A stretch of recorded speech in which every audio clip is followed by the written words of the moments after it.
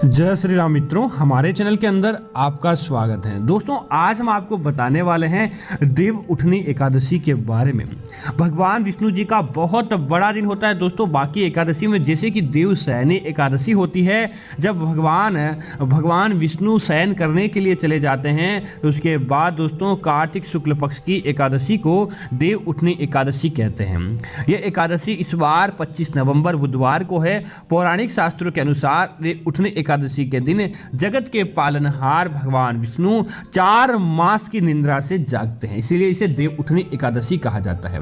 मान्यता है कि भगवान विष्णु 4 महीने के लिए क्षीर सागर की निद्रा में कारण जाते हैं, तो चातुर्मास में विवाह और मांगलिक कार्य अपने आप ही थम जाते हैं। और देव उठनी एकादशी के साथ ही सारे मांगलिक कार्य, मुहूर्त, शुभ चीजें, विवाह के संपन्न होने के युग, वैवाहिक कार्यों का होना, सगाई रिश्तों का आदि होना, सारे कार्य शुरू हो जाते हैं। और इस दिन भगवान विष्णु जी का आशीर्वाद पाने के लिए दोस्तों आपको कुछ उपाय जरूर करने चाहिए, ताकि आपके घर परिवार के अंदर सुख समृद्धि बनी रहे। तो आज हम बताएंगे कि इन 5 में से कोई भी अगर आप एक उपाय कर लेते हैं, तो समझ लीजिए कि भगवान विष्णु जी की यह देव उठनी एकादशी आपके कार्य करने के लिए होती है, और भगवान विष्णु जी की कृपा से आपके घर परिवार के अंदर मनोबल बढ़ता रहता है। तो बात करते हैं सबसे पहले उपाय की, कि सबसे पहले आपको क्या करना चाहिए। दोस्तों, देव उठनी एकादशी के दिन आपको दक्षिणावर्ती शंख के अंदर जल भरकर भगवान विष्णु जी की पूजा करनी चाहिए, क्योंकि दोस्तों जब भगवान विष्णु जी उठते हैं तो सबसे पहले उनका जलाभिषेक किया जाता है।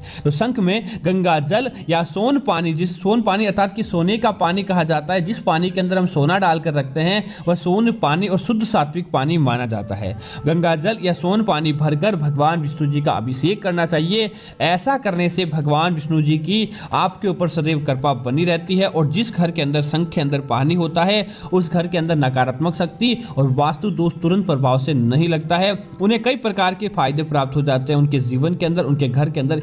इसी वजह से आपको सोने के पानी का भगवान विष्णु जी को अभिषेक जरूर करना चाहिए दोस्तों। इसी तरह दूसरी चीज की बात करें तो दोस्तों, जब देव उठते हैं इस एकादशी को दोस्तों, भगवान विष्णु जी को और माता लक्ष्मी को पीले रंग की चीज़ों का आपको भोग लगाना चाहिए। वैसे दोस्तों, जब 4 मास की निद्रा से प्रभु उठते हैं, तब उनको कई प्रकार के व्यंजनों का भोग लगाकर मनाने का प्रयास किया जाता है। इसी के साथ ही अब दोस्तों कार्तिक मास के अंदर मंदिरों के अंदर अन्नकूट का प्रोग्राम भी शुरू हो जाता है। अन्नकूट चढ़ाई जाती है, इसीलिए चढ़ाई जाती है कि भगवान की कृपा आपके घर परिवार पर बनी रहे। तो आप क्या करें कि इस देव उठनी एकादशी के दिन जगत के पालनहार भगवान विष्णु जी को पीले रंग की ज्यादा से ज्यादा मिठाई और पीले रंग की ज्यादा से ज्यादा प्रसाद का आपको भोग लगाना चाहिए। मान्यता है कि जब भगवान लंबे समय से चिर निद्रा से उठते हैं, तब उनको भूख लगती है, और आप इस प्रकार की चीजें अगर पहले ही तौर पर आप उन्हें खिला देते हैं, तो समझ लीजिए कि भगवान विष्णु आपसे प्रसन्न होंगे और आपको मनचाही मनोकामना पूरी होगी, और आपको वो आशीर्वाद देंगे। दोस्तों, आपका आशीर्वाद कभी भी खाली नहीं जाता है, वह आपका सारे कामों को बनाने के अंदर आपकी मदद करता है। इसी तरह दोस्तों, आपको इस देव उठनी एकादशी के दिन एक बात तो भूलकर भी छोड़नी नहीं चाहिए। दोस्तों, भगवान विष्णु और माता लक्ष्मी आपस में आपने देखा ही होगा, पति और पत्नी जैसा रिश्ता है। पति और पत्नी ही है रिश्ता क्या, और समझ लीजिए कि आप अगर उनकी आराधना करते हैं और जोड़े के अंदर आराधना करते हैं, तो दोस्तों दुनिया की ऐसी कोई ताकत नहीं जो आपको धनवान बनाने से रोक सके, या दुनिया की ऐसी किसी भी प्रकार की कोई गतिविधि नहीं जिसके अंदर आप भाग नहीं ले सकते। दोस्तों, साक्षात वह होता है एकादशी के दिन भगवान विष्णु और माता लक्ष्मी की जोड़े के अंदर पूजा करने के कारण, क्योंकि अगर आप उनकी जोड़े के अंदर पूजा करेंगे तो निश्चित तौर पर आपको फायदा प्राप्त होगा। तो आप क्या करें, अगर आप भगवान विष्णु और माता लक्ष्मी अर्थात दोनों की जोड़ी बोले तो लक्ष्मी नारायण का आशीर्वाद चाहते हैं, तो देव उठनी एकादशी के दिन भगवान विष्णु जी के साथ माता लक्ष्मी की आपको जोड़े के अंदर पूजा आराधना करनी चाहिए। ऐसा आप करेंगे तो निश्चित तौर पर आपके घर परिवार के अंदर जो आर्थिक समस्याएं चल रही थी, आर्थिक समस्याएं चल रही थी, वो अपने आप ही दूर होती है, और माँ लक्ष्मी की आपके जीवन के अंदर, घर के अंदर अपने आप ही कृपा देखने को मिलती है, और समझ लीजिए कि आपका काम आसानी से संपन्न हो जाता है। दोस्तों, देव उठनी एकादशी के दिन प्राचीन समय से ही घर के अंदर जिस पुरुषों के साथ बेटी नहीं है, या वह चाहते हैं कि वह बेटी का विवाह करें, लेकिन उनके पास खर्च की कमी, या फिर उनके घर के अंदर भी विवाह संपन्न आदि नहीं हो पा रहे हैं, बड़ी संतानें हो गई है और विवाह नहीं हो रही है, तो इस दिन दोस्तों तुलसी विवाह करने की एक अलग ही परंपरा और प्रथा रही है। ये देव उठनी एकादशी के दिन तुलसी का विवाह किया जाता है। समझ लीजिए कि घर के अंदर मांगलिक कार्य किया जाता है, एक बेटी को ब्याहने के बराबर माना जाता है। इस एकादशी को तुलसी के पौधे और भगवान विष्णु में शालिग्राम के साथ उनकी पूजा आराधना आदि की जाती है और विधि अनुसार आपको उनका विवाह करना चाहिए भगवान शालिग्राम के साथ। और संध्या काल में तुलसी के पैरों पर एक घी का दीपक जरूर जलाएं। ऐसा करने से जीवन के अंदर सुख संपत्ति और वैभव का आगमन होता है और साथ ही साथ आपके घर परिवार के अंदर अपने आप ही खुशियां देखने को मिलेगी। इस दिन तुलसी का विवाह करवाना साक्षात समझ लीजिए कि आपके घर परिवार के अंदर सारी खुशियों को लेकर आपके घर के अंदर आमंत्रित करने के बराबर माना जाता है। इसीलिए तुलसी का विवाह इस दिन संपन्न कराना बहुत बड़े पुण्य का काम होता है और जो कोई भक्त इसे करता है समझ लीजिए कि उसके घर परिवार के अंदर कभी भी कोई विकट नहीं आता है। दोस्तों, अगर आप चाहते हैं कि आपके जीवन के अंदर एक जो आप धन के कार्यों के अंदर विलुप्त थे लेकिन धन आपको नहीं मिल पा रहा था और आप चाहते हैं कि आपके जीवन के अंदर धन आगमन हो, धन की कभी भी आपके जीवन के अंदर कमी नहीं रहे, तो आपको दूध का एक उपाय जरूर करना चाहिए। आप क्या करें कि देव उठनी एकादशी के दिन एक लोटा भर लें और एक लोटे के अंदर आपको गाय का कच्चा दूध मिलाना है।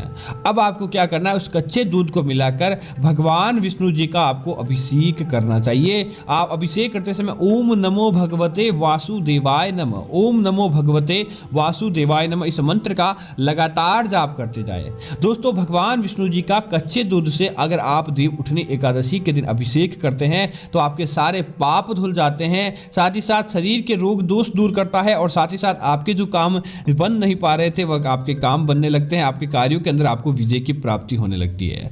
अब आप क्या करें कि भगवान विष्णु जी को आप जो दूध आपने अभिषेक किया था उस दूध को आपको कुछ थोड़ा सा, उस चाहे एक बूंद ही हो, आपको थोड़ा सा खुद को ग्रहण और आपके परिवार के सदस्यों को भी ग्रहण करवाना चाहिए। और जो बाकी का दूध बच जाता है उससे आपको अपने घर के अंदर पूरे घर के ऊपर से लेकर नीचे तक उस जल का छिड़काव कर देना चाहिए, कच्चे दूध के साथ जल का। तो निश्चित तौर पर दोस्तों, जहाँ जहाँ इस कच्चे दूध की भगवान विष्णु जी को अर्पित किए गए दूध की बूंदें पड़ती है वहाँ पर किसी प्रकार का कोई आर्थिक दोष नहीं आता है, वहाँ पर अपने आप ही सुख समृद्धि देखने को मिलती है और साथ ही साथ भगवान विष्णु जी की कृपा पात्र आप बनते हैं।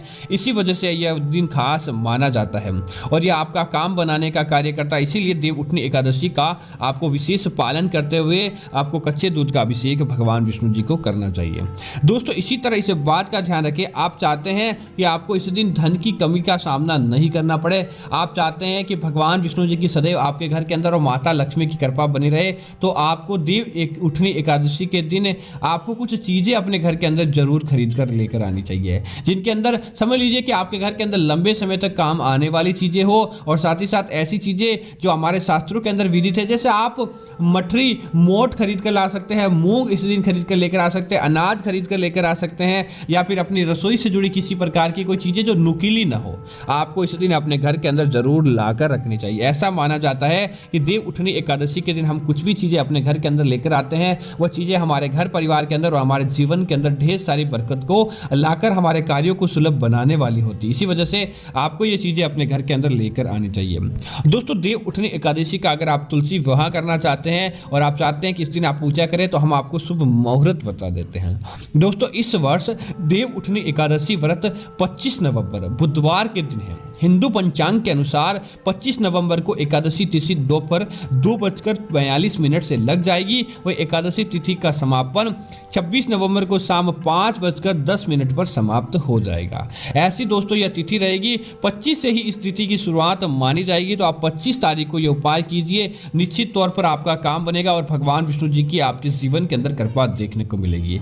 दोस्तों, अब बात करते हैं कुछ ऐसी चीज के बारे में जो आपके सारे उपायों पर भारी पड़ती है और आपके कामों को बनाने वाली होती है। दोस्तों, अगर आपको लगता है कि आप कई प्रकार की समस्याओं से घिरे हुए हैं, धन की समस्या हो या फिर जीवन की समस्या हो, बीमारी की समस्या, और आप चाहते हैं उन बीमारियों से, उन धन की समस्याओं से आपको छुटकारा मिल जाए, तो दोस्तों एकादशी एक तिथि ऐसी होती है जिस दिन अन्न का दान करना सबसे बड़ा दानों के अंदर और सबसे बड़े पुण्य के अंदर माना जाता है। दोस्तों, जो कोई भक्त इस दिन अन्न का दान करता है, समझ लीजिए कि उसके घर परिवार के अंदर अपने आप ही सारी बाधाएं दूर हो जाती है। उसको किसी प्रकार की कोई बाधा ना तो तंग करती है, ना उसकी किसी प्रकार की कोई बाधा बिगाड़ सकती है। तो आप जितना ज़्यादा हो सके गरीब कन्याओं को, छोटी कन्याओं को या गरीबों गरीबों को आप इस दिन अन्न का दान करें। घर के अंदर कुछ चीज़ें बनाकर या बाजार से ही अन्न की कुछ चीज़ें लाकर आपको ज़्यादा से ज़्यादा गरीबों के मध्य से बांटनी चाहिए। सहस्त्र गुना आपको लाभ प्राप्त होगा और भगवान विष्णु और माता लक्ष्मी की अखंड कृपा आपको देखने को मिलेगी। तो दोस्तों उम्मीद करता हूँ कि यह जानकारी आपको अच्छी लगी होगी। इस प्रकार की अन्य जानकारियां देखने के लिए आप हमारे इस चैनल को सब्सक्राइब कर सकते हैं। साथ ही साथ वीडियो को लाइक और शेयर जरूर करते रहें ताकि ऐसी जानकारी आपको मिलती रहे। जय श्री राम मित्रों, धन्यवाद मित्रों।